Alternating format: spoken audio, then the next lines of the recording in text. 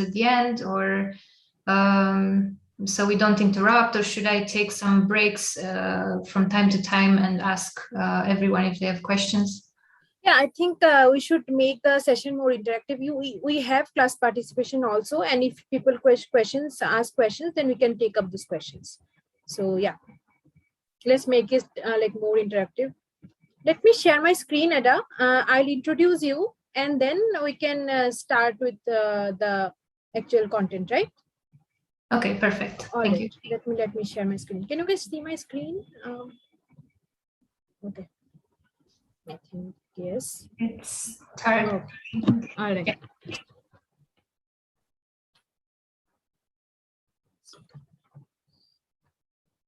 Why it's showing loading?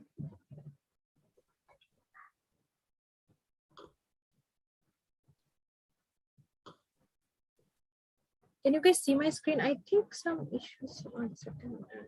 So sorry.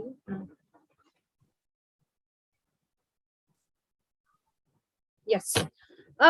Okay. I think we can start, Ada, and people will join meanwhile. Okay. So guys, welcome. Today we'll start with a new module, and this is one of the most important module of the bootcamp of the master's program, whatever you say. And today's we'll be diving deep into Google Ads. We'll cover search and little bit of display ads, and Ada Mircea will be taking care of the session. So let me take a moment to introduce Ada. Okay, so Ada is having 12 years of experience. She developed and implemented new tools, team workflows, automated media buying process, and start-to-end management of advertisement projects. Currently, she is heading digital marketing at Romandy Network. This is a Switzerland-based company, and she is an ex-Google and ex-GroupM. Her expertise includes high quality delivery of campaigns in programmatic search engine advertising, social media, creative assets development, rich media implementation, and SEO analysis. So very, very warm welcome, Ada. Thanks a lot. Yeah. So Ada, I made you the co-host, so you can proceed. If I stop sharing, you can share, your screen, and you can start with your content. Okay, perfect. So, all right. Yes.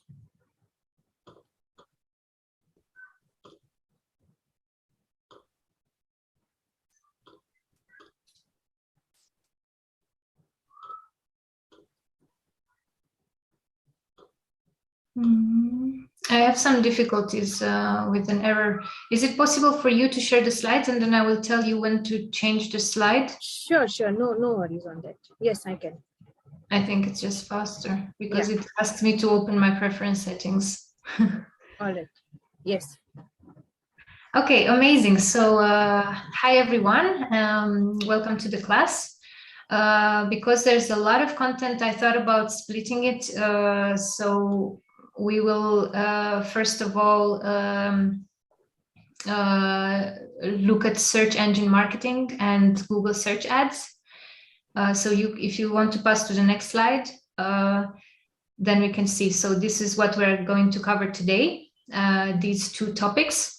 And tomorrow we will cover the remainders, the remarketing, display, and YouTube. So to start with the search engine marketing, does any of you know what search engine marketing means? I would like to get a little bit of involvement if possible. Yeah, guys, please. Or can you guess? Or can you just, what do you think it is? Anish, you want to give it a shot? Yeah, so basically there are different search engines, basically Google, Yahoo, Bing. So all these are search engines, and basically, marketing on search engine means showing your website, your brand, and your presence online on those search engines. So basically, search engine marketing mostly refers to doing SEO for showing up results on search engines and also via paid ads. Very good. Yeah. So if we move to the new slide, then indeed, as you said, we have different search engines where we would like to appear, and search engine marketing basically refers to both the SEO efforts that a company makes in order to have a good position in the search engine, but also to the paid advertising, search paid advertising that the company is making to appear in the results. And yeah, as you mentioned, we have different ones. So the most popular one at the moment is Google Ads. But then you also can have Yahoo. You have Microsoft Advertising, which was formerly called Bing Ads. And for the Chinese market, which is a different world altogether, we have very specific ones. So we have Baidu. Weibo, yeah, WeChat, exactly.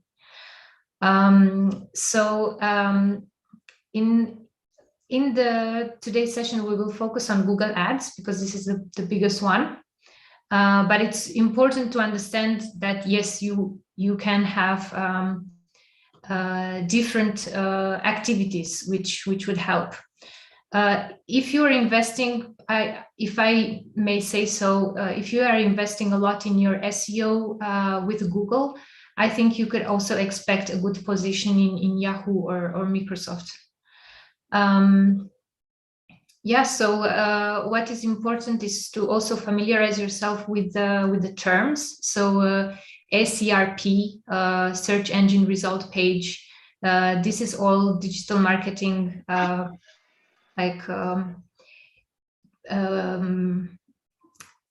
are shortcuts which are very used, so it's good to familiarize yourself with them. Marketing objectives, I've put in MO here, but it's not like the most used term or short name. Customer objectives, we could say CO. So each customer could have their own objective. We will look at that later. So if we are going to the next slide, this is in this page we will look at how an auction works in Google Ads. Does anyone have an idea on how this works before you read the slide? Like just free talk.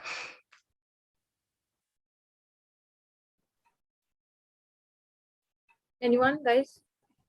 It is Yeah. based on quality score of your ad. Not bad, yeah. That's good. And the landing page experience is also important. Yeah, very good. Yeah, it's good. So yeah, sorry. It works on a PPC model. Yeah, that's true. Okay, very good answers. Basically, the way it works is a bidding system. So it's you have this auction where several advertisers from several brands would want to win those bids for appearing higher on the result page. And the people you are basically in auction with are also other people who are willing to pay for their search ad to appear in those positions. And basically, each advertiser will mention their highest bid that they're willing to pay in order to win that impression, to show that ad. So when you show an ad, we call it an impression. And when the ad gets clicked, you pay a CPC, a cost per click, indeed. And outside of having the highest bid, as you mentioned, you indeed have to have also a good landing page, a good quality score. We will see that later. But as a first layer, the bidding process will look at the different bids, and basically you as an advertiser, if you have the highest bid in that auction, you are going to win that impression, but you are not going to pay the highest bid that you mentioned you are willing to pay. You are going to pay the second highest bid, so the one under you and a few cents over it. So for example, if I'm in a competition with, I don't know, I'm Colgate and I am competing against Blendamed, which is another toothpaste company. And Blendamed is bidding $3 and I am bidding $4. This is my maximum bid. Then I would win based on my maximum bid price, but I will not pay 4, which is the maximum CPC that I defined. I would pay 3 and a few cents more.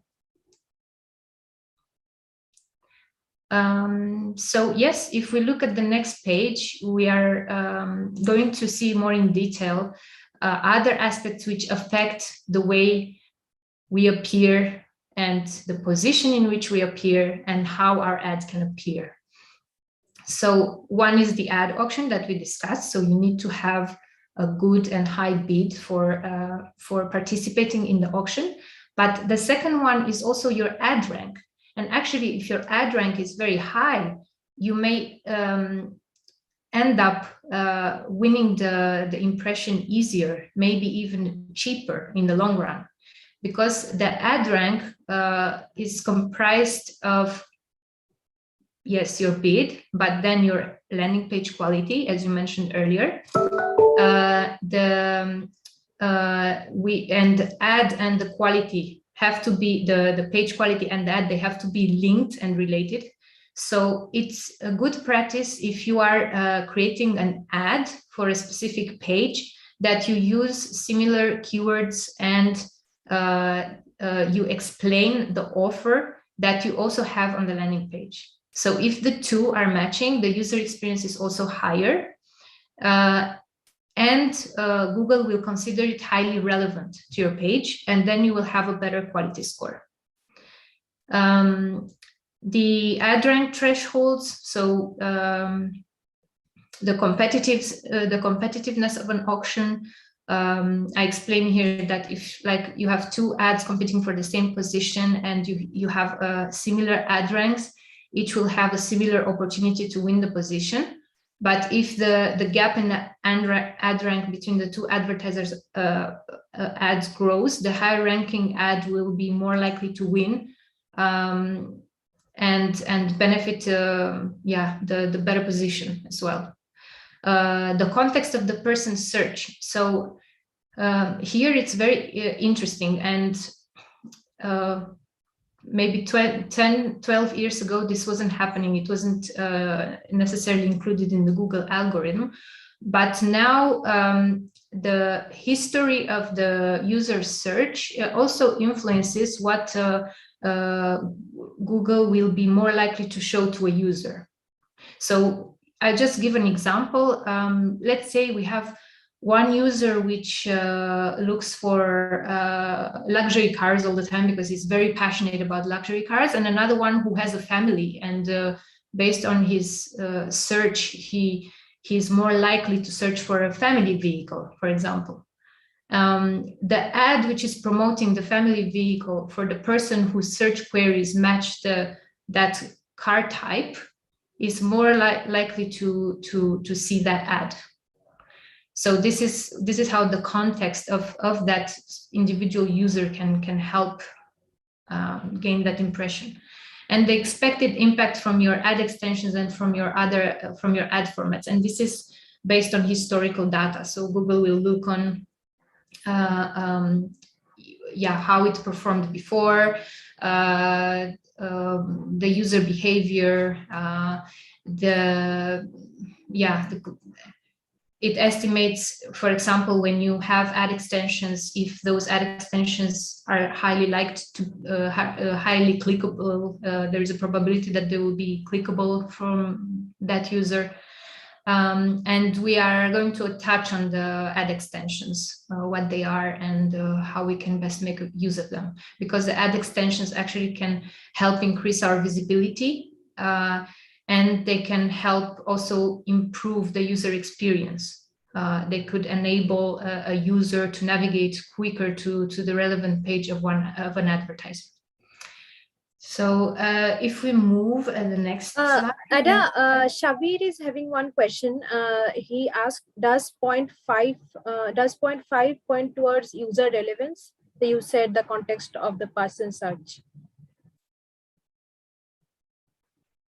Towards user relevance. Okay, so basically point 5, because you get an auction every time a user makes a search which is linked to your keywords, right? So you would have, I don't know, user X and user Y, they're both searching for cars and you're selling cars, right? The context of the person's search, so if you are selling family cars and your competitor is selling sports cars and your user is rather more inclined to click on family cars, then your ad would win. I don't know if it makes sense. So Google would favor that, showing that ad to the person who is more inclined to click on that ad. Because based on the history, you can understand, okay, it's more likely that the user Y would click on the ad which talks about family cars, because based on his previous searches, he looks at that. So maybe he's interested in this topic. So Google would estimate, okay, this user will have a higher probability to click on this if he sees this. Does this make sense? Yeah, I guess. But yeah, just give me feedback there, and we'll stop from time to time when we have more questions, and we can go through that. All right, Ada. I'll do that. Yes. Nice. So these are the 3 main topics that determine the quality of the ad itself. So when you create the ad, you have the expected click-through rate. It's the prediction that Google calculates with regards to your ad. So across Google, you can rely on the feedback to drive decision making, and user click-through rate will tell us how the users respond to it. Yes, based on this, then Google can estimate. Then the ad landing page experience.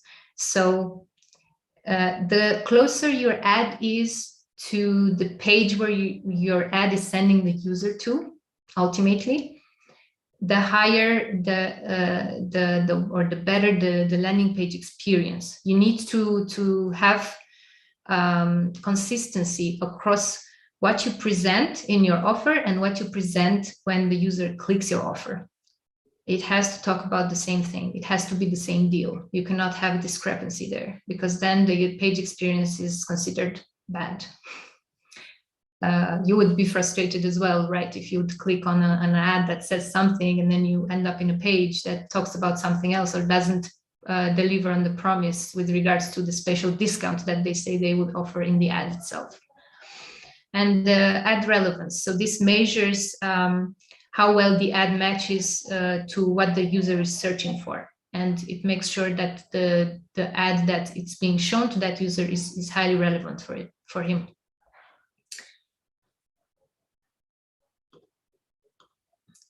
So if we go to the next slide, I talk a little bit about ad rank and the CPC, because I've seen in my experience that actually the higher the ad rank that you have, the cheaper the CPC could be. So it's really important to work on those quality elements. There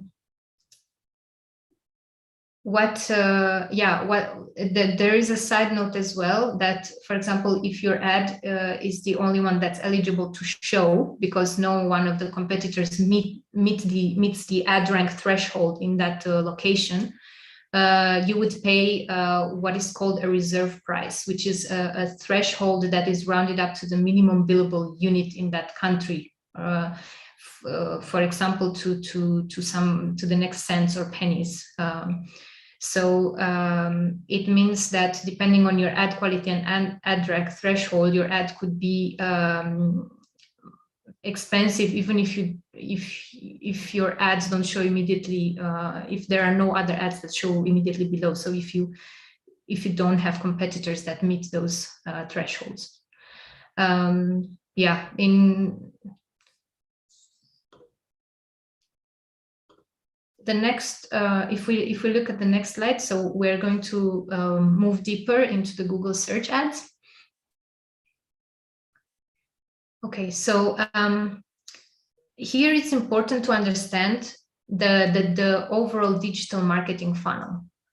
So the way it works, it's like a large funnel which starts with awareness.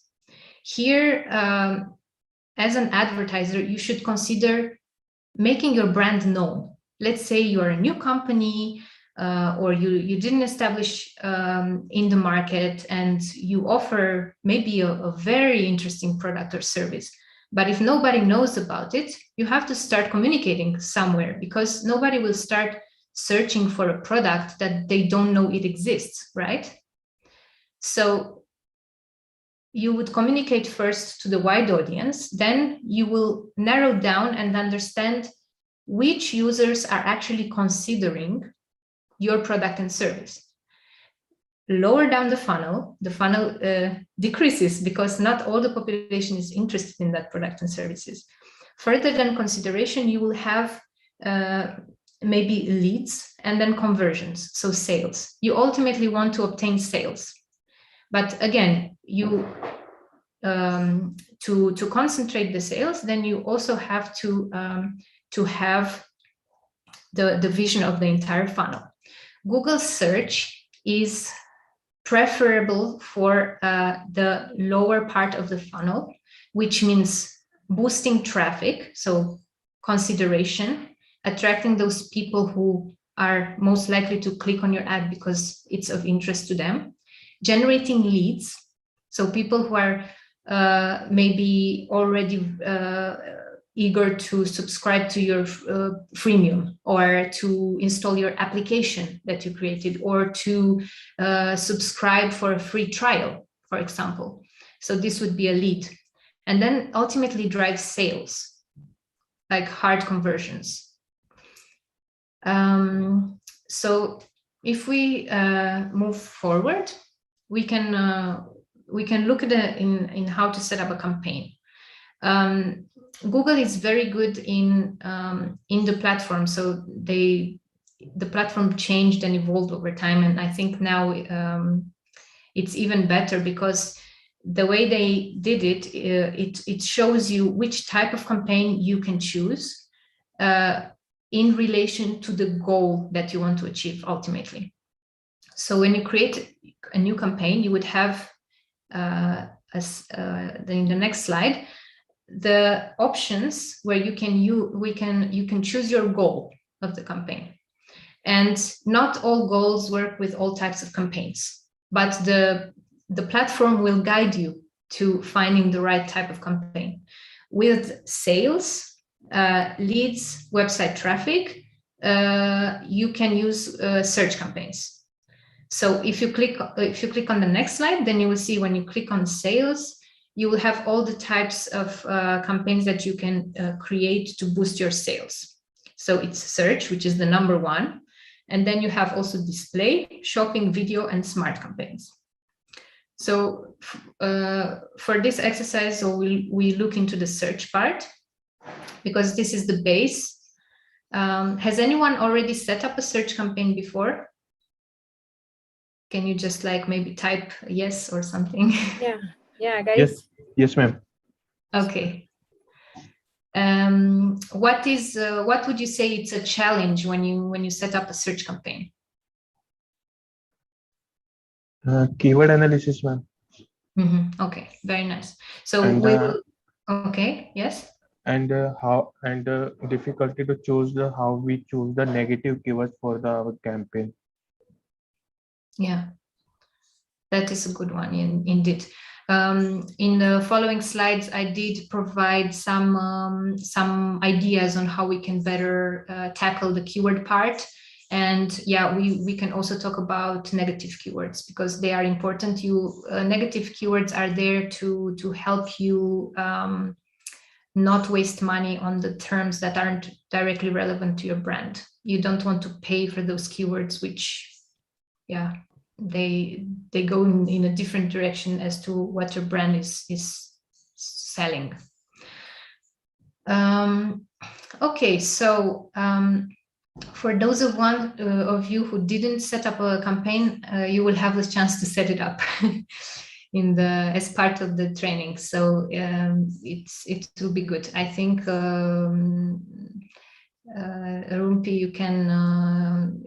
Yeah, we will look together into how to split the groups, if there will be groups. Yeah, there will be groups, and we have like internal team, so we'll give the demo also the middle of the session. I mean, middle of the week.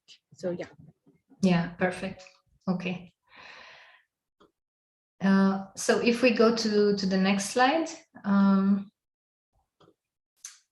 this is the step where you choose your goal. So based on what you're trying to sell, so if you have an application, then you may want to consider a conversion as an app download, because the more app downloads you have, the more likely it is that they will be you will have users paying for that app, or maybe it's a free app, but that's your goal. You could also have store visits. So this is specific for drive to store campaigns. If you have a physical store and you want to get people to come directly into your store with your Google Ads. You could have phone calls. Maybe you take orders by phone, and this is your model. Or the classic one is website visits, because maybe the person can already purchase your product or service directly on your website. And when you are choosing the conversion campaign or the sales goal, you always need to consider having tracking on your website. This is why it's red there. So you need to have a pixel in order to understand how many people went through to the process and got to the thank you page after purchasing your product and service. And this is how you can measure the results better. So for the next slide, once you define the campaign type, you have additional settings to tailor the campaign. And it's important to be familiar with the settings. So you will, when you go to the platform itself, you should navigate and explore. And then when you have questions, then come back to us. The idea is that you can, you need to start by adding a campaign name, which has to be based on a naming convention. I would say during time, it's not going to be your only campaign. So maybe you will have your first campaign as part of a bigger plan for the entire year, or maybe you need to think about using a campaign name that will enable you to find that campaign easier. And think about the network where you want to deliver, because you have the opportunity to either just select the Google search network where you appear in the search result, but you can also deliver with Google partners. So you would have maybe a display slot or a slot in other websites which are partnering with Google, and you can also additionally deliver there. So for the next slide, by default, when you create the campaign, your campaign will target all the devices. But let's say your website is not ready or it's not optimized for mobile. And this is a very important topic because many advertisers don't recognize when their website is not great on mobile. They don't use accelerated mobile pages. So therefore, the website is very slow on mobile. The view is overcharged on a small device, and you cannot make a differentiation between the buttons and so on. If your website doesn't work very well on mobile, it doesn't make sense that you spend money on mobile, because you can also create a level of frustration in your users, and you may lose them at the beginning of your journey. They will consider, oh, when they see your brand again, I'm not going to click there because they don't have a quality website or they don't look professional. So maybe you consider in this stage to exclude mobile devices as an example. Or maybe the other way around, you optimized on mobile, but your website doesn't look great on desktop, then don't bother targeting on that device where it's not optimal. Location and languages. This is really important because you want to narrow your delivery. You don't want to target everybody because you have money, a waste of budget. And yeah, also you want to be to have the highest relevancy with regards to location and languages. I believe in India you also have different maybe regional dialects or languages which are more spoken in a region than another. Then maybe you can combine that with the location. So for example, in Switzerland, we have 3 main languages.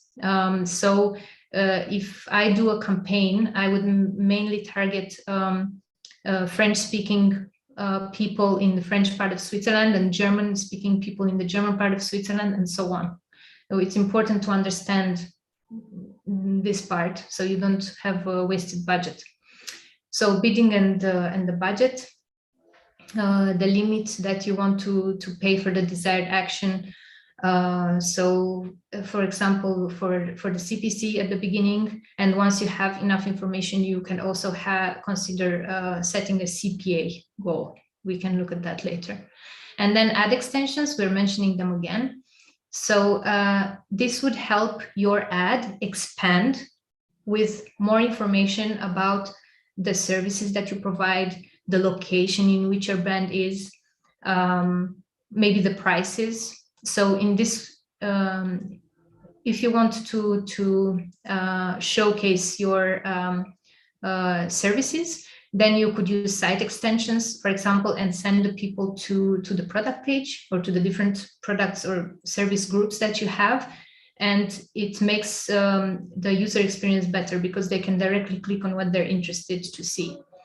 And then you could also, for example, consider price extensions, and you can add the prices of the different services, your location, and so on. So the more information, the better. It doesn't mean when you set up the ad extension that Google will show all of them. It doesn't show that it will. It doesn't mean that it will show any of them. if the algorithm doesn't consider that those extensions are relevant or they're highly probable to receive a click, your ad may just show as a simple ad, although you have done the extensions as well. But it's good to have them there because when the algorithm considers they are relevant, your ad will take so much more of the space of the search, and it will be highly probable that you will get a click then. And if we move to the next slide. So here I'm just showing the hierarchy. Every digital platform, maybe you've already seen it before, or Anish, since you've already set up a campaign, you know. It starts with an account, campaign, ad group, and ad group, you could have multiple ad groups, for example, and keywords as well, ads and keywords. And so if you work for like a very big company, or if you work for an agency, above the account, you could have a merchant center, MCC, a master account. So it would be an MCC account. And under the MCC, you could have several accounts. So that is like when you have a really, really large account. For example, in my agency, we work with an MCC and we have an account for each client. So next slide.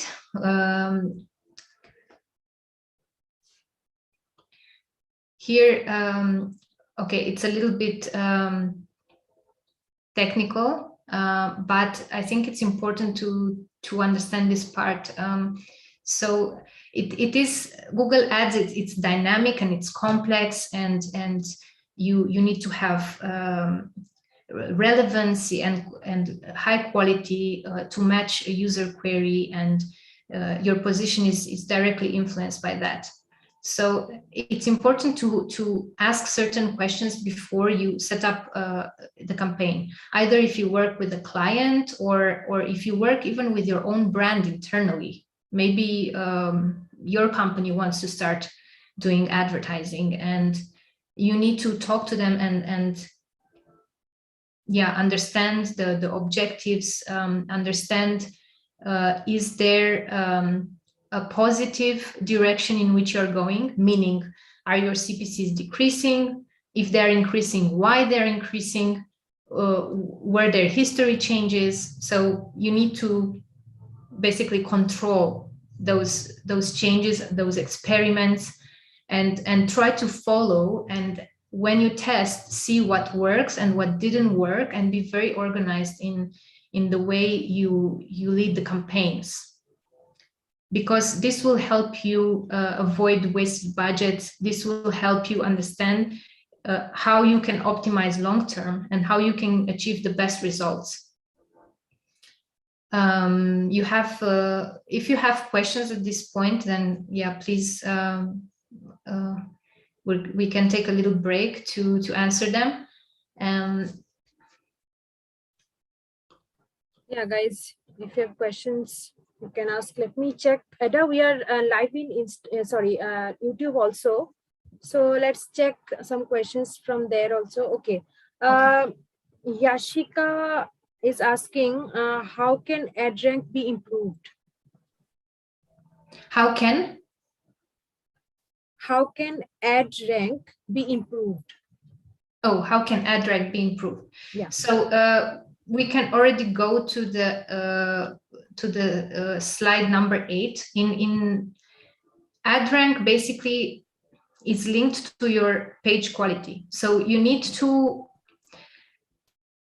understand if the ad that you built is very relevant to the landing page where you're sending the client. That would be one part of it. You need to try to make sure that you have quality ads.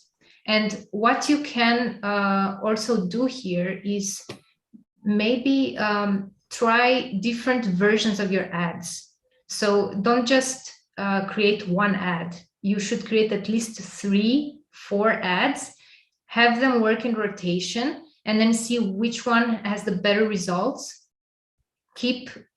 Eliminate the ones that has the worst result, and then create a copy of the ones that have a very good result, and make slight modifications to it, and see in time which one performs better then.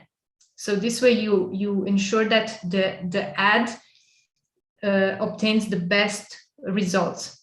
Then if you look at the landing page itself, you could you have different options here. First of all, you need to put yourself into the user's position. When you would click that ad that you created and you would land on that landing page that you have right now, do you feel that it's very relevant? Do you feel that it's very clear to read? Do you think that it's simple to navigate? Also, use tools. There are some tools out there which can scan your page and which can show you where you can improve. Some are free, some are not, but if you make a search on Google, you may find a good one. Could be, I don't want to make advertising here, but SEMrush, for example, or I have one here, which is called the SEM Rush. You can use Google to see your results with the Google search. So it would give you also feedback. SEO Quake is another one. So yeah, they would scan your landing page, and then you would see, you could talk to the developer and you could suggest, okay, let's include more keywords on this landing page. Let's have more original content.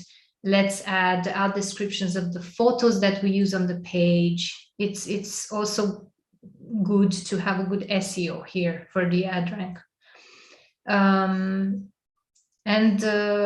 If you work on that, then I believe that you have a way to move forward.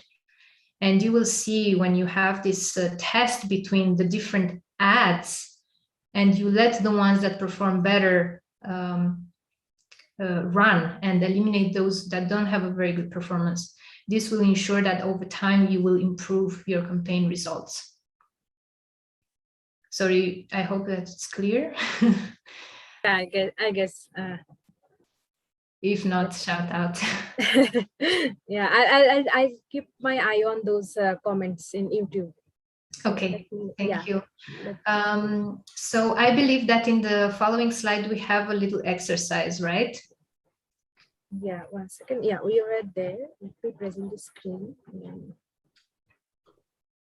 It is slide 21. Yeah. So we are talking about Anastasia. Okay, so Anastasia works at a small clothing shop and manages the store's Google Ads account. This could be you. You can put yourself in her shoes. She and her team have a big promotional event coming up, and they want to use Google search ads to help drive sales. Anastasia sets up her campaign organization to show customized ads of the many products her shop sells to the specific audiences she wants to reach. With the organized setup, she can quickly update her campaigns if necessary. How Anastasia sets up her campaign starts with she would start with the basics. Okay, so she defines a goal. So as we've seen in the previous slides, she has to select her goal. She set up the campaign. Then she breaks things down because her business sells multiple types of products. Anastasia wants to have a dedicated ad for each product line. This way she can create specific messaging and optimize for each product line's return on investment goal in the future. And she decides to make 3 campaigns, one for jackets, one for shoes, and one for handbags. Then she makes the adjustments granularly.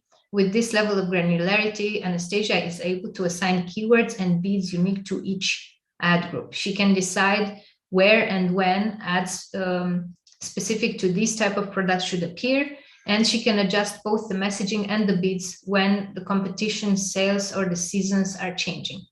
Fast forward a few months later, Anastasia has gained a reputation for being a real Google ad expert. She's very lucky. So yeah. If we are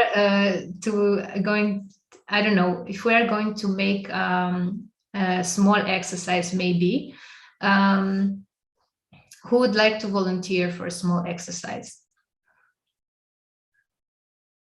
Guys, you can raise your hand.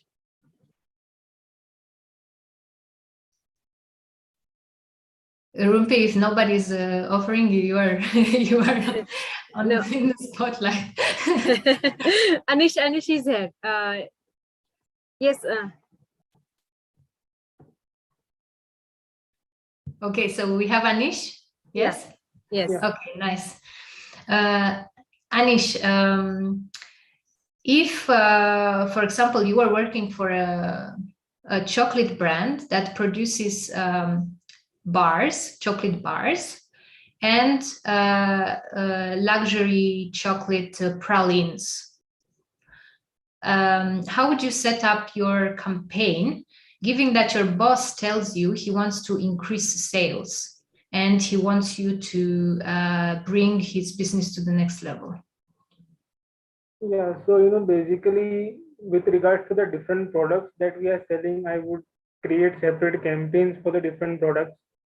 And since we want more sales, it will firstly depend upon whether we are looking for online sales on a website or we are looking for physical store sales. So based on that, it will either be a offline sales campaign or a e-commerce conversion campaign on the website. So having different campaigns for each of the products will help us better manage our keywords well, because the search terms would be different for different types of products. And inside the campaigns, if it is a physical store one, then I think we would have to target it on a very small locality basis where people would be able to walk into the store. Whereas if it's a e-commerce website and their delivery locations are a bit further away, then we can target a bigger city or the entire country as well, based on their brand. Yeah, I like your answer very much.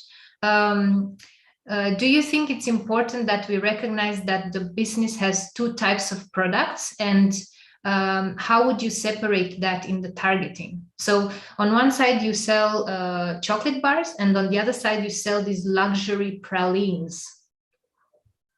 Yeah. So I think chocolate bars, will be mostly for younger people to middle-aged people. I would say, because anyone would be interested in these.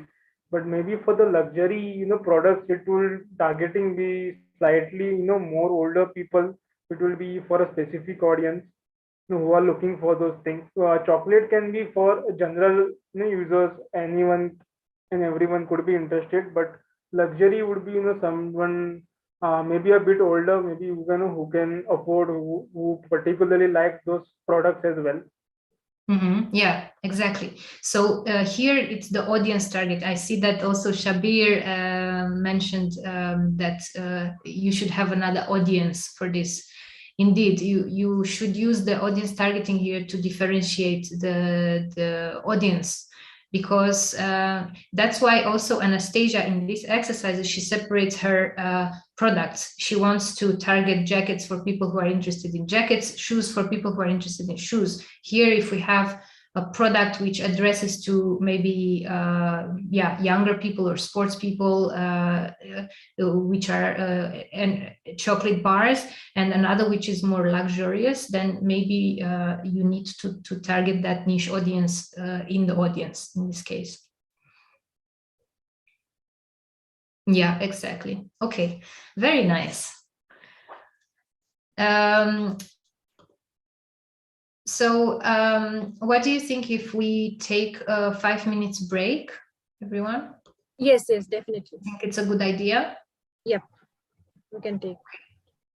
Okay, so let's take 5 minutes break, and I'll be with you in at 25. Thank you. Thank you.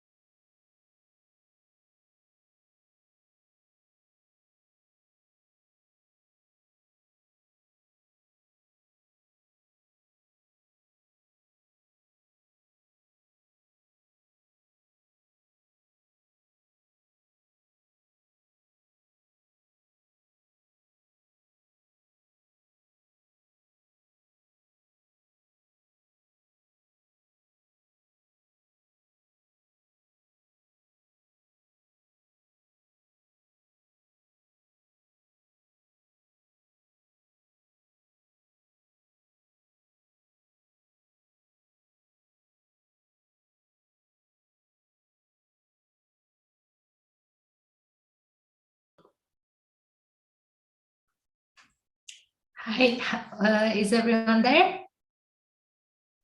Yes, pretty much everyone is there. Very nice. I hope you got the chance to stretch a bit and you're ready to focus again a bit. Yes. So, Edda, we are getting a couple of questions in YouTube also. Let me ask you. We're getting one question is like how to ensure that you set a campaign such a way your CPC remains low while giving maximum output. Mm-hmm. It's a very interesting question because there are different ways you can set up a campaign, and it also depends on how much time you're willing to put in. So I personally like to have more control over the campaigns. So I would do campaign based on my main focus. So if your campaign goal is to get traffic, then you should declare this objective at the beginning of the campaign, and you should try to do tests from the beginning. So do A/B testing between your different ads and ad sets.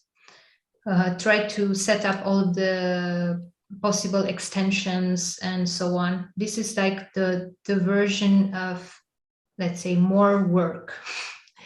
There is a version where you don't have to put too much work, and you could say, okay, I'm just going to create a smart campaign and let Google handle it, and then you would just tell them what is the maximum cost per click that you want to put in.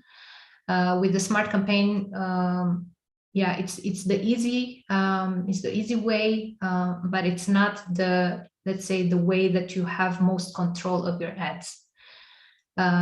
You won't be able to do very advanced targeting. You would have to trust Google to deliver the campaign, and you have less options.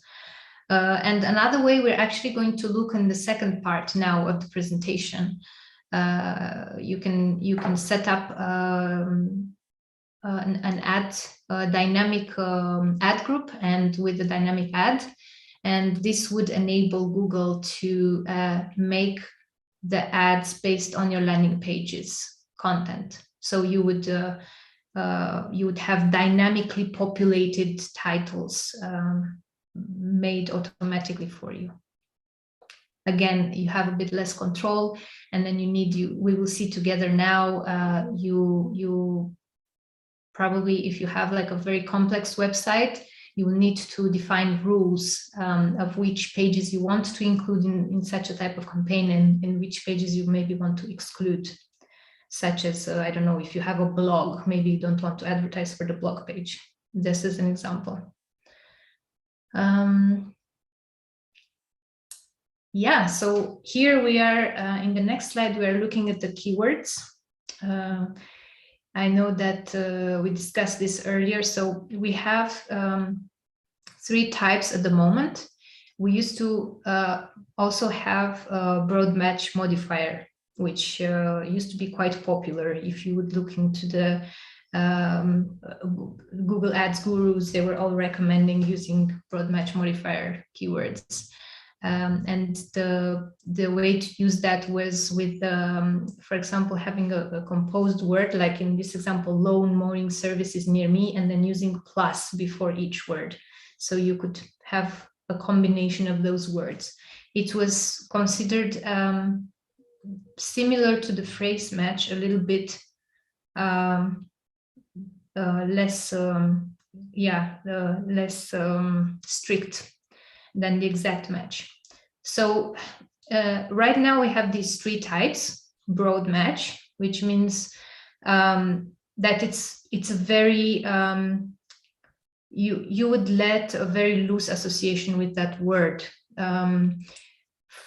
If I would give you an example outside of this context, maybe if we type in, I don't know, travel to Maldives, let's say, and if it's a broad match, then you could have a plethora of websites, maybe blogs as well, travel blogs about Maldives, all sorts of things.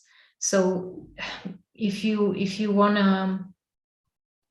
to get closer to selling your product, and for example, you are commercializing trips to Maldives and you are providing the plane for the trip to Maldives or the plane ticket for the trip to Maldives, and you want to pay for just that keyword, then you should be more precise in the keyword. So you should say cheap tickets to Maldives.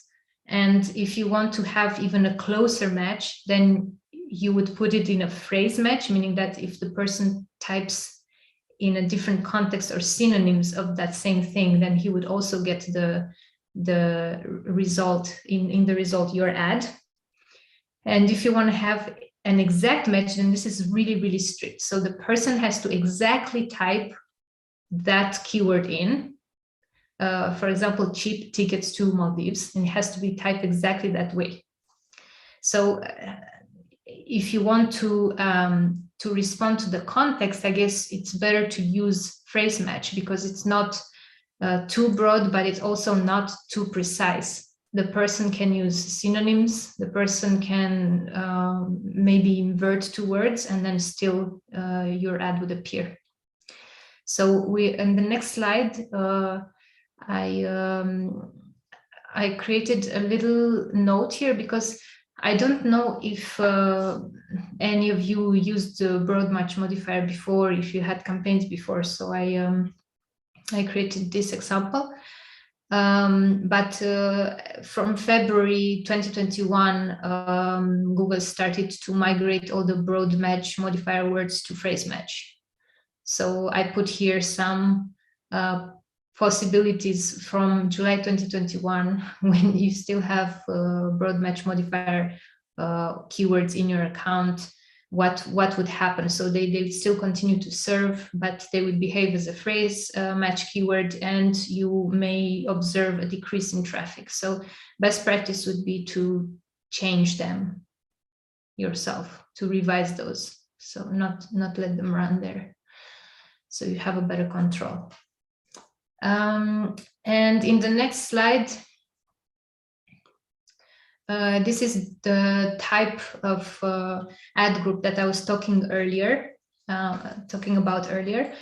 It is the dynamic search ad group. So you could create that, and you would specify which pages of your website you want to include in the advertising, your daily budget, an ad template. You can add descriptions to it, but then the three titles would be automatically populated. And the customers would search will use a search term, and you would get the relevant content in your search. Google will dynamically generate the headline and destination URL to the best matching page of your website. And yeah, as I was mentioning earlier, in order to gain a bit more control with this type of ad and avoid wasting budget on those pages which are not highly relevant for maybe obtaining conversions for your website, then you may want to exclude certain pages here, and you can do that.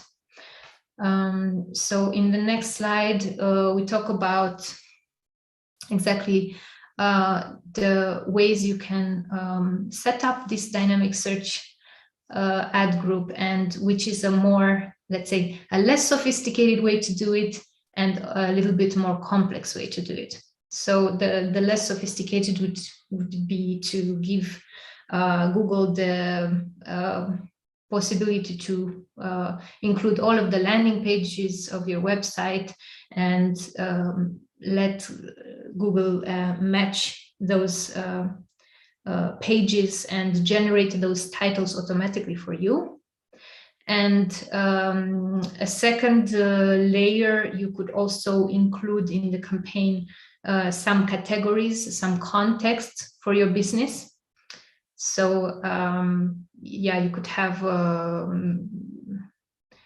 dynamic search ads that are organized by your website content and put into recommended categories. And another one, which is a little bit more complex, is to define options or groups of URLs where you don't want to serve or where you want to serve. So then Google would only generate ads for those pages that you want to include. So you would not waste money, for example, on the blog page or on the contact page if it's not relevant for your business.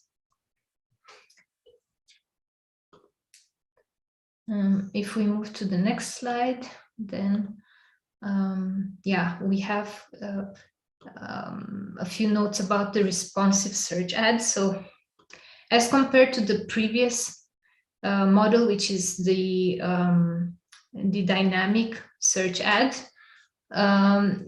this responsive ad is a little bit different. So you can use this one in the standard ad groups, and it will ease your work in the way that you can add by yourself all the titles and descriptions of an ad, and then Google will make those combinations for you and push the combination that is highly performant first. And for example, you will be able to see scores of your different headlines and the different descriptions, and keep those which are higher performing, and then change those which are moderate or low level performing. I believe that we have a screenshot in the next slide where you can see a little bit better. I'm a very visual person, and I think it's important to see how it looks as well. Ada, we got a question from Rupesh. He's asking, can you explain more about dynamic ads? Yes, so maybe what do you think, Rumpi? Should we look into how it can be set up, or should I just talk about it? Because I know that at some point we will have the possibility to go into the platform and test how the campaign is being done. I'm not sure if we can include that in the exercise at the end, or if I should show it now, or if I should just talk about it. Rupesh, how do you want? You ask the question. Can you repeat what you said? Can't hear you. Hello. Hello. Hello. Hello? Yeah, Rupesh. Yeah. Can you repeat what you said? Yes. So I proposed three ways of responding to your question. One was to look into that when we are doing the exercise by creating the campaigns. So at the end, when you are working directly in the account, we could look together into that. Or would you like me just to talk about it more? Or a third one would be, would you like me to show you in the account, like, what do I mean? Yeah. Just show what you mean. You can show. Can Okay. you show it? Yeah. Yeah, I'll just show it quickly. So I hope I can share my screen this time.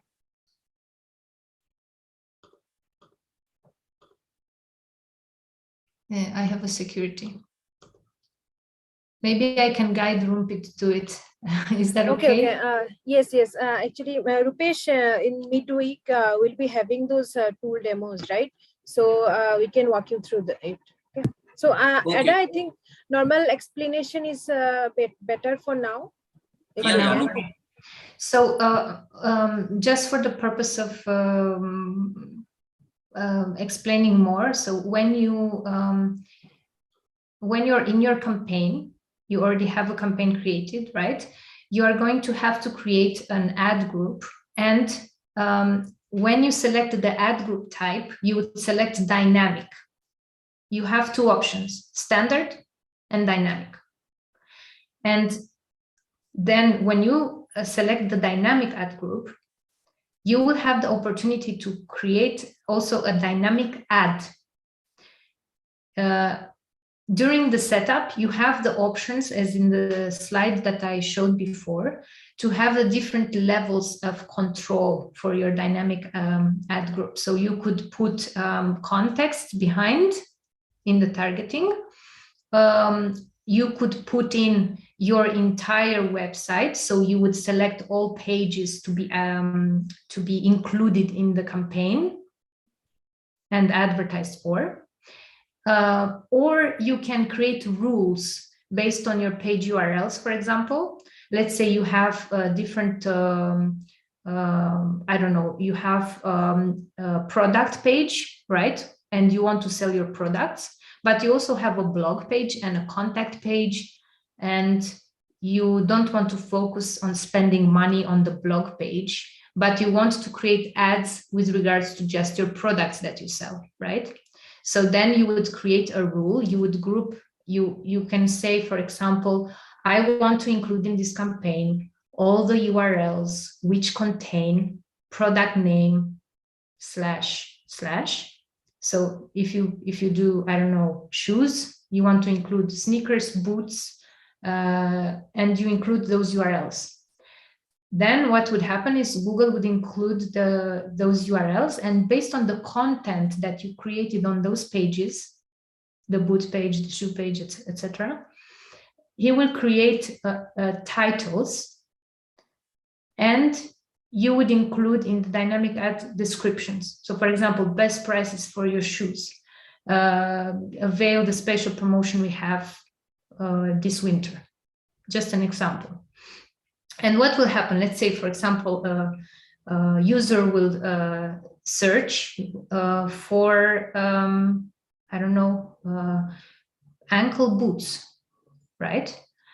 What will happen is the dynamic ad that he will see will be linked to the ankle boots page that you have on your website, not on the pumps, not on the sneakers. So it will pre-select the page, and it will give a title based on what he expects that will be, the user will be most likely to click on. So for example, it will be, copying his query, would be ankle boots in leather, let's say, because you have that in your website. And then it will say best promotion, or visit our website, right? And then you will be more likely to click on that. But you wouldn't have generated the title yourself, as compared to the other type of ad, which is the responsive ad, where here, if you see this screen now that Rumpi is sharing, you are introducing yourself all the headlines manually, see? And you can use this type of responsive search ad for a standard ad group. And here you would introduce all of your headlines, your URL, and your descriptions. And you can, the more you put in, the better, because you will be shown, once you have enough learnings, what is the ad strength that you created and how strong those headlines are. You will get like a score from Google, and it will tell you, okay, this headline performs better. This is a weak headline, and that weak headline you could replace then. Does it make sense? It's a little bit of, yeah, sorry. Yes, thank you. Okay, perfect, thank you. Yeah, there are different ways to set it up, basically. But once you're in the platform, it's easier, because then you can see what are the options. When I understand that when you have just the explanation and you don't see in the platform, it's a little bit confusing.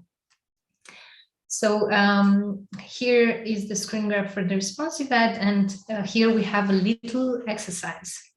So Ahmed owns a water sport equipment rental company. He creates a responsive search ad, and it uses some of his best performing headlines and descriptions for his expanded text ads, but he notices that his ad strength is just average.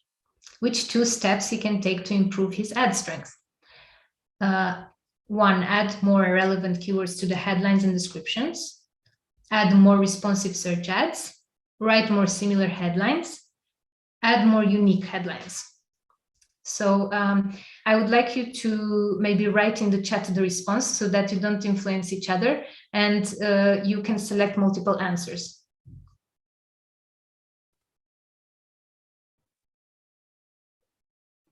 Yes, guys.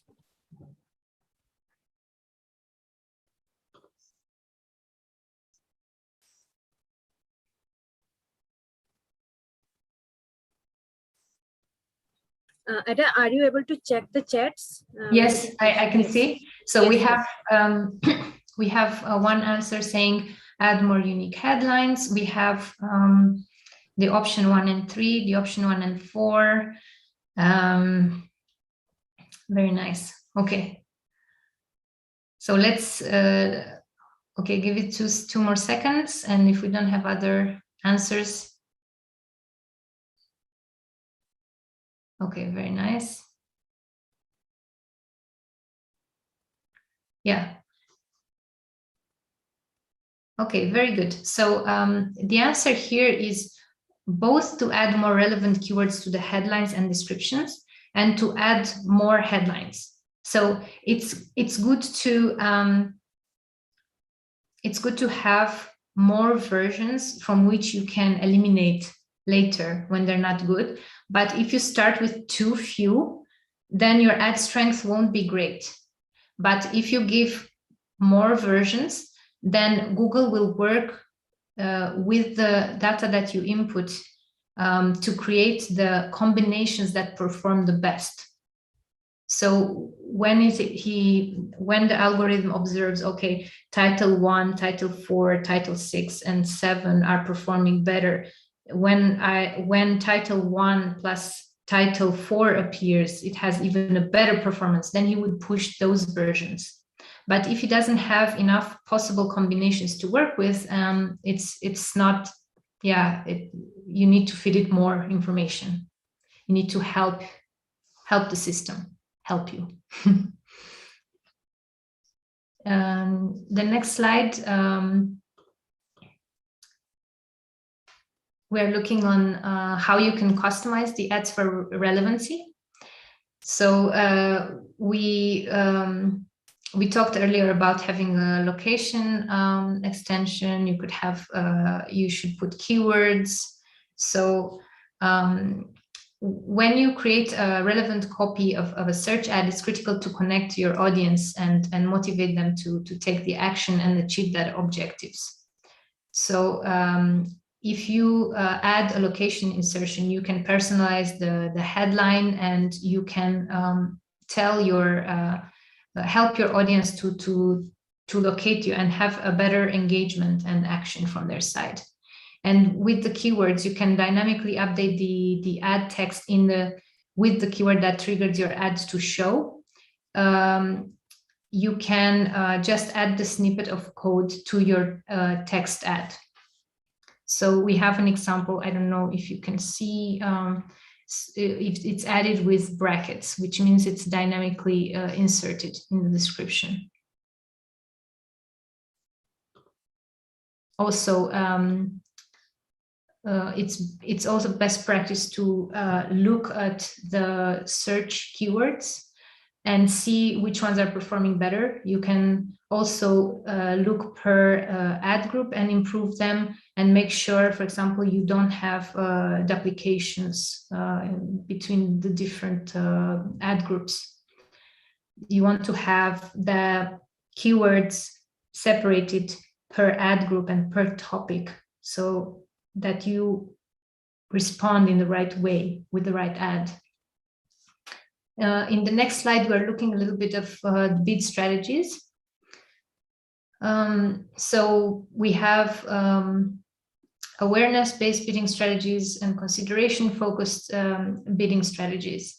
What that means is when you select your goal, you can, if you have an objective for awareness, let's say that the example that we gave earlier with the chocolates, it's a very, very new brand. They do chocolate bars and luxury pralines. but people don't know about the brand. They will need to also think about how to cover the awareness. People won't search for your brand if they don't know you're there. They won't know that you have those luxury pralines. So somehow you need to show that. So you can consider a campaign where you target impression share in this case. So it will make sure that your ads are meeting a specific impression share threshold for a specific location on the search result page. And if you want to focus on the mid side of the funnel that we were explaining earlier, the consideration, then you could look at maximizing clicks. So you would set your bid strategy to maximize the clicks.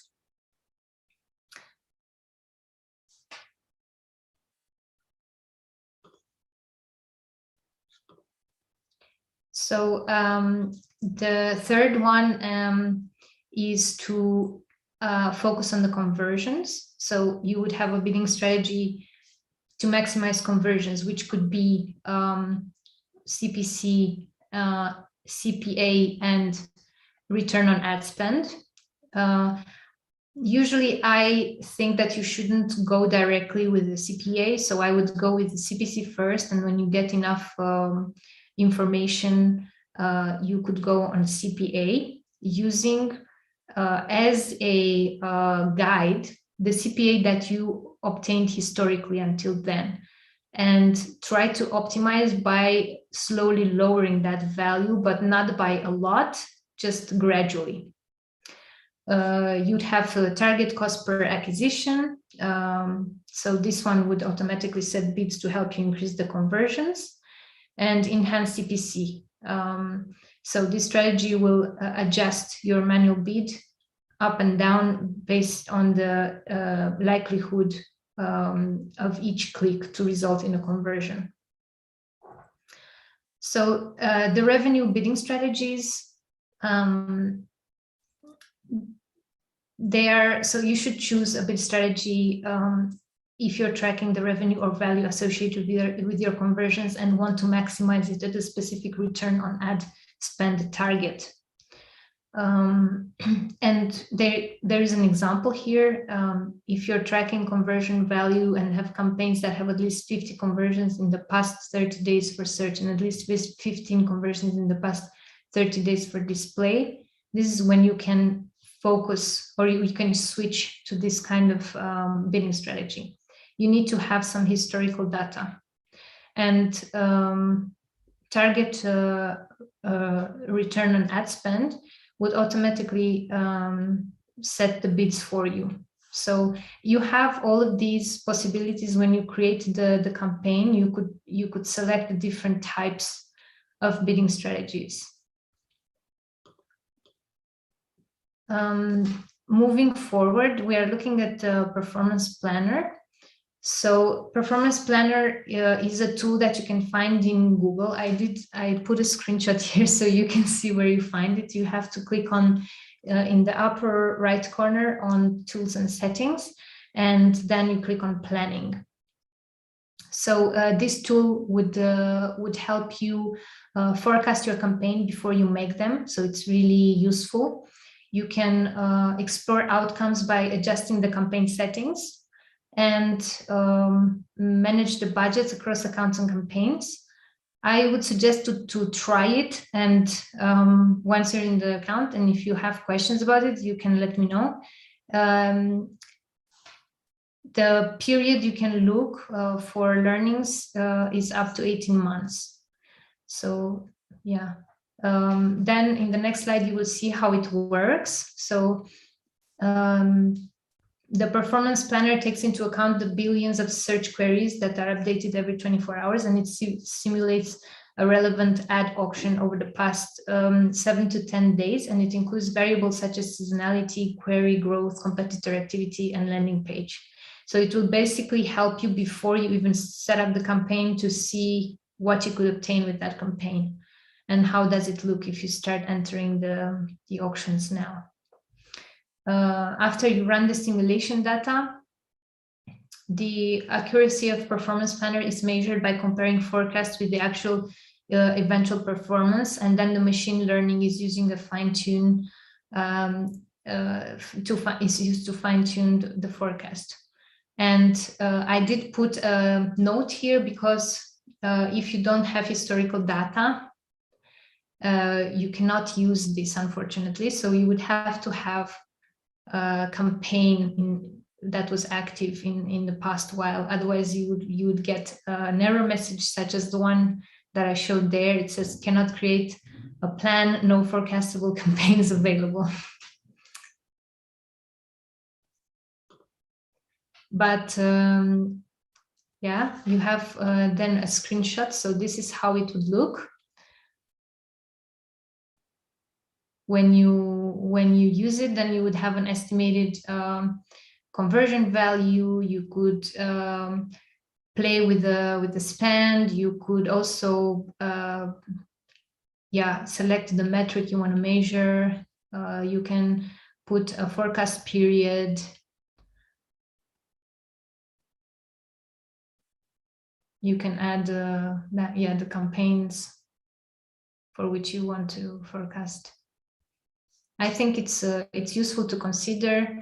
Also, we're looking at keywords because we mentioned that topic earlier. It's sometimes hard to find the best keywords, and also in the tools and settings planning in the same part of the platform, you will find, as shown in the next slide, the keyword planner. And this keyword planner can help you find the best keywords, and it would give you, say, an idea of the trends and how popular that keyword was in the past while. So here you can create, you can select the country, you can add your landing page, you can put in a keyword, the date for which you want to forecast, and you can find the data with regards to that. You can see the average monthly searches of that keyword as well, which is quite cool. Here I did an exercise on a shoe website in the French part of Switzerland.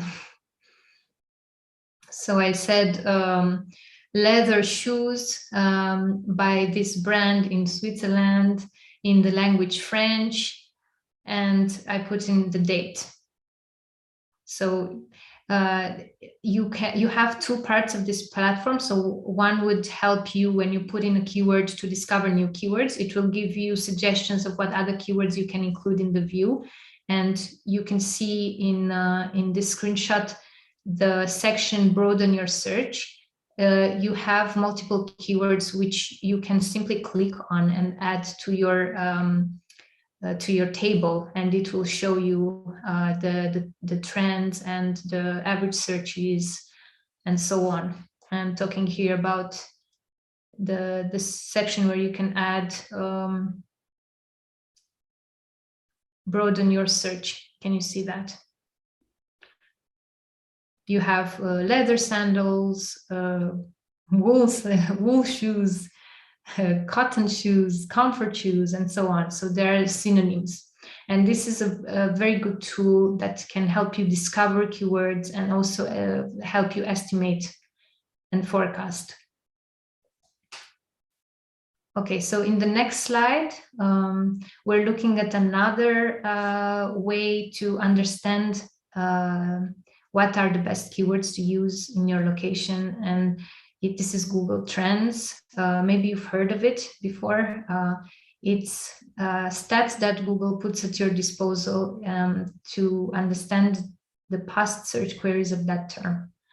So you could select your country, you could say India, and you can say which keyword you want to focus on, and then it would give you the historical data about the searches of that keyword and other related keywords as well.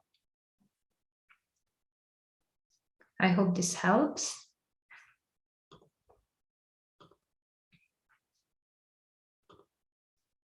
So here I used an Indian keyword.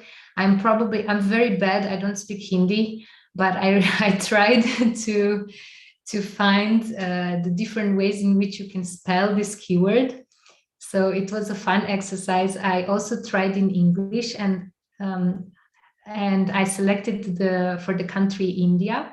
And it was funny. I don't know, maybe you give me your feedback on that, but there were more searches in English of the word than in the Hindi version that I found. So I tried to also spell it in normal letters and also use the characters. And this is what I obtained. Very interesting, Ada. So you could use that with other keywords depending on what your business is promoting, and you can see the trends. Here it looks like the spelling that I used was not that popular, not as popular as the English version, but it also shows you on the right side other related queries that people searched even more. So Puma, people in India like the brand. Flipkart shoes, red shoes, women's shoes. Yeah. And in the next slide, now we have another question. So show what you know. Answer the question and choose which 3 of the following are an important use case for Performance Planner. 1, understand what products are selling poorly. 2, explore forecasted performance outcomes by adjusting campaign settings. Understand opportunities in future seasonal periods. And 4, manage budgets allocated across accounts and campaigns. So maybe you type in again the answers and we look in a minute what you answered. And then we see what is the correct answer.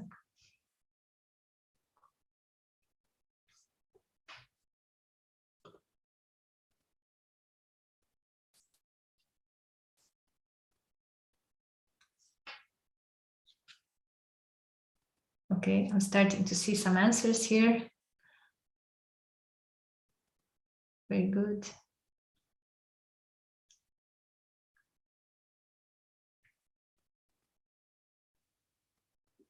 Very good.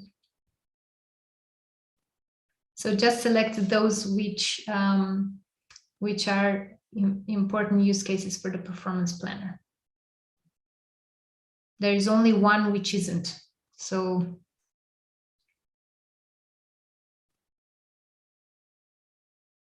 maybe a few seconds more. Do you have any answers, Rumpi, on the YouTube? Check. Okay, very good. Yes?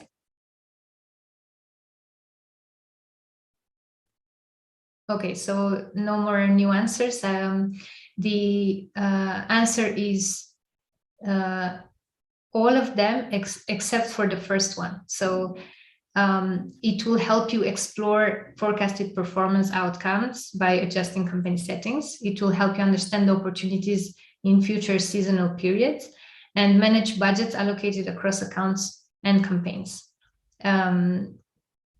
Yeah, it will not necessarily help you see what products are selling poorly, because you cannot see which ones are selling poorly. Yeah. It just helps you understand the planned performance. Basically, it helps you forecast, if it makes sense. So many correct answers here, which is great.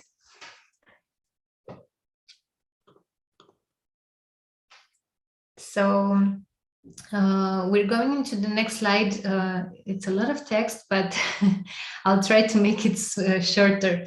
So best practices for the campaigns. Okay, and I think we touched on some of them already, but we also have some which we didn't discuss much about, which, for example, negative keywords we mentioned, but we didn't go too much into detail. So as best practices is to simplify reporting. Yes, when you understand what are your campaign objectives, you should have a view. You could also have a view in the live campaign, and you could customize the columns directly when you're looking at the stats.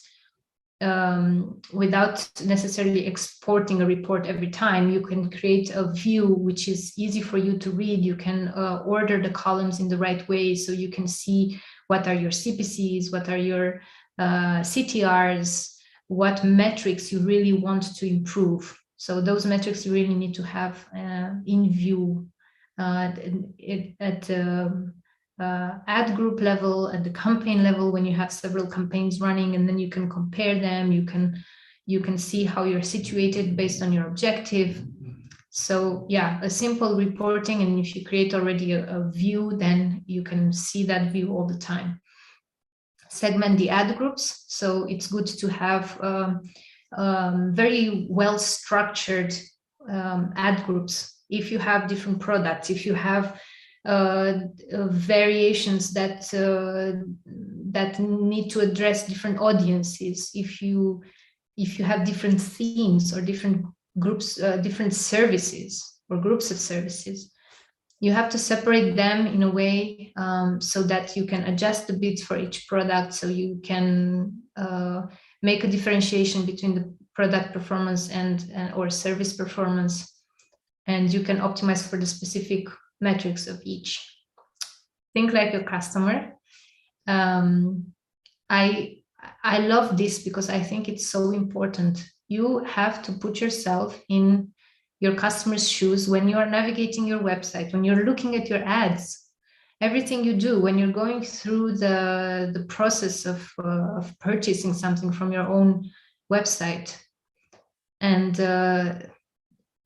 this can help you better, I think, your result, because as you can be critical of another person's brand or another company or another brand's website, you can also be critical of yours and make it better every time. Invest in it, but you need to test and think as if you were your own customer. Organize your keywords by theme. So you should, group when you have your, this should be put with the ad groups, because you have the different ad groups of the different services. Obviously, you need to have those unique groups of keywords which are directly relevant to that ad group on every occasion. Use negative keywords. This we mentioned at the beginning of the call, that it was something that can pose challenges, like at the beginning, when you don't have a lot of understanding of your campaign performance and you are just starting your campaign, it's really hard to estimate what you should put in as negative keywords.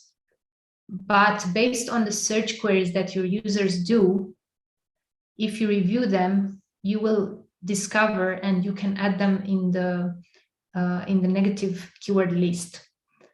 Why? Because if you review this list, you may find that certain queries are not directly linked with what you're trying to sell. And I don't know, maybe your base keywords were too broad, or maybe there are the search query has two different meanings. There are situations in which the context of the keyword can be different, and you cannot estimate, okay, this person, when they search that, they didn't mean the kind of product or service that I commercialize, and they meant something else. But when you see the keyword, you can decide, okay, this isn't relevant, and then you put it in the negative list, because well, it would create, if you see a keyword which isn't linked to your brand, it showed your ad and it showed your website, and it's clear that the person wasn't looking for that. So it creates also a frustration for the user, but also for you, because you spent money on a click which wasn't relevant in the end. And this is why for negative keywords, you should periodically look into what search terms are showing your ads and filtering those which are very relevant and record good results. Keep those which are not good, then you have to exclude. It's really hard when you don't have a visual example, because it's different when you have the list of keywords and you can decide. But if we are looking at an example, I don't know, you could have, let's say you have in your keywords leather shoes and you are selling leather shoes, and you find in your keywords somebody who is looking how to make leather shoes by themselves. And he's putting in DIY leather shoes or make it yourself leather shoes. You definitely don't want to pay for that keyword, because that person is not looking to buy your leather shoes. They're looking to make their own.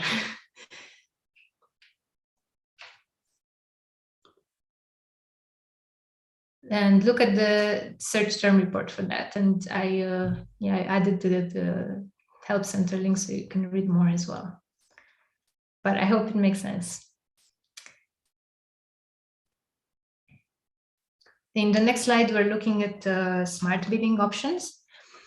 So smart bidding in Google is using the AI, and machine learning to set the appropriate bid for each auction in order to hit the performance goals and show your ads to an audience that matters. So you have the maximize conversions, target CPA, eCPC, and target return on ad spend. So we mentioned this before. So for maximize conversion, if your goal here is volume, maximize conversion bidding will automatically set bids to help you get the most conversions for the campaign, while spending your budget, the maximum budget that you want to spend, that you include in the campaign. A great option if you don't have a specific cost per acquisition goal, and if your campaign has very few conversion volume, you can use this option. Because it doesn't require historical conversion data. So it's ideal for anyone. The target CPA, with target CPA, I would say it's better to use it when you do have data. If your goal is efficiency, then you can use this as a bidding strategy to help you get conversions, as many as possible, at your target cost per acquisition. So you would set yourself the max CPA you would like to pay, and then the algorithm will work in that direction. Your target cost per acquisition is the average amount you'd like to pay. So it could be maybe a little bit more or a little bit less when possible than the one that you set.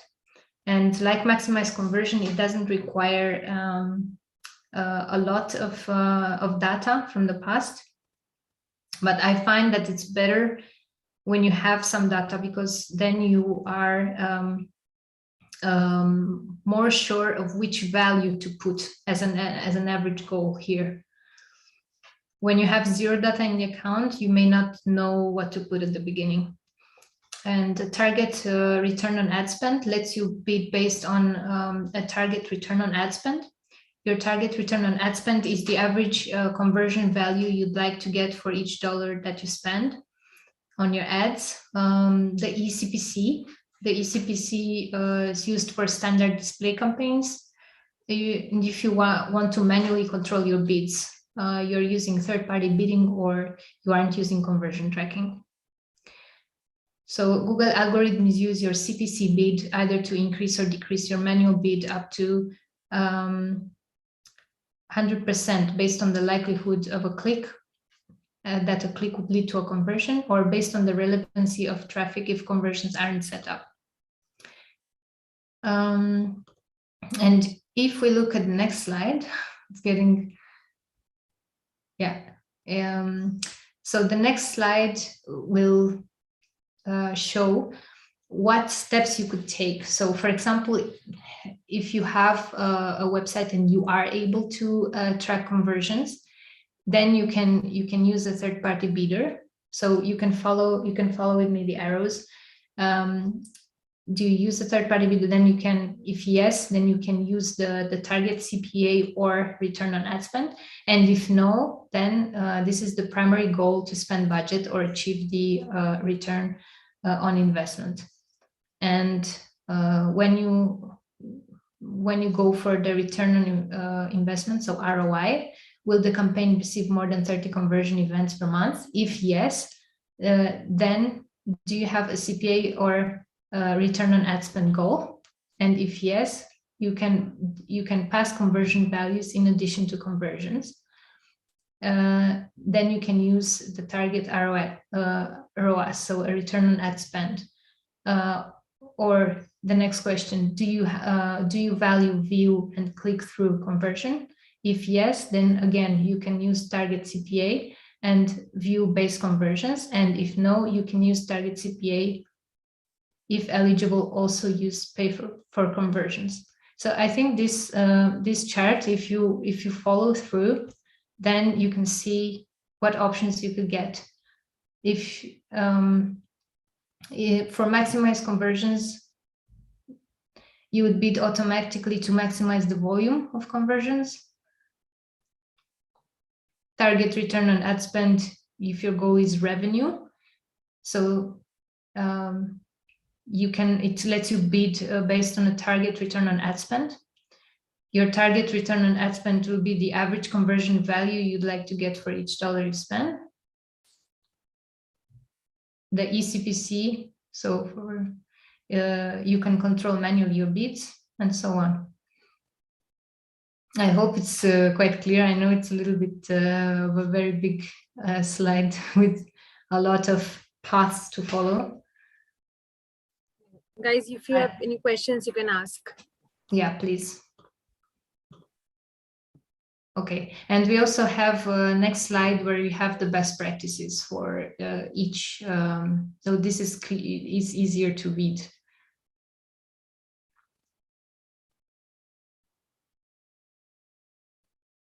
So for target CPA, use target CPA if you believe you'll reach 15 conversions per ad group in 30 days. Better you would have already had some data before, but if you don't have the data and you are quite sure that you will reach the required conversions, then you can use it no problem. So 15 is the minimum. Target return on ad spend, so you have a 2-week ramp-up period before the actual results are measured. Don't choose it if the return on ad spend goal is too high. That might cause you to miss valuable conversions. And for conversion-focused bidding strategies, you can have significant changes such as bid change or new creative or audience list adjustments that can disrupt performance because the algorithm needs time to learn and adjust new settings. Limit bid changes to only plus minus 20%. I would say even 10% better. And wait a week between changes. If you see a temporary performance decline, don't panic. The algorithm learns over time and adjusts bids to compensate for poor performance. In general, I would say don't make abrupt changes with the algorithm because it's, I noticed that it's better when you make smaller changes and it's more stable. When you cut out too much or it's not best practice. So it's a very complicated part that we finish on because we have to continue for tomorrow with the deep dive. So we still have a lot of information to go through. I would suggest, based on the information that you heard today, to prepare some questions even for tomorrow, to think through. If you have the chance to look into the platform itself and prepare questions, then that would be very nice. And yes, I would like to allow you to enjoy the rest of your evenings because it's weekend everywhere, no? Yeah. And guys, last 10 minutes, if you have any questions, Ed, I will be answering them. If you have any questions, you can ask. Let me check the YouTube also. Yeah. And please provide feedback. Please don't, avoid it. Guys, we have added the feedback link. Please provide feedback. I think also tomorrow, if we get the chance, we can look a little bit into the platform as well. Sure, we'll do that tomorrow. Any questions, guys? Else we can wrap up.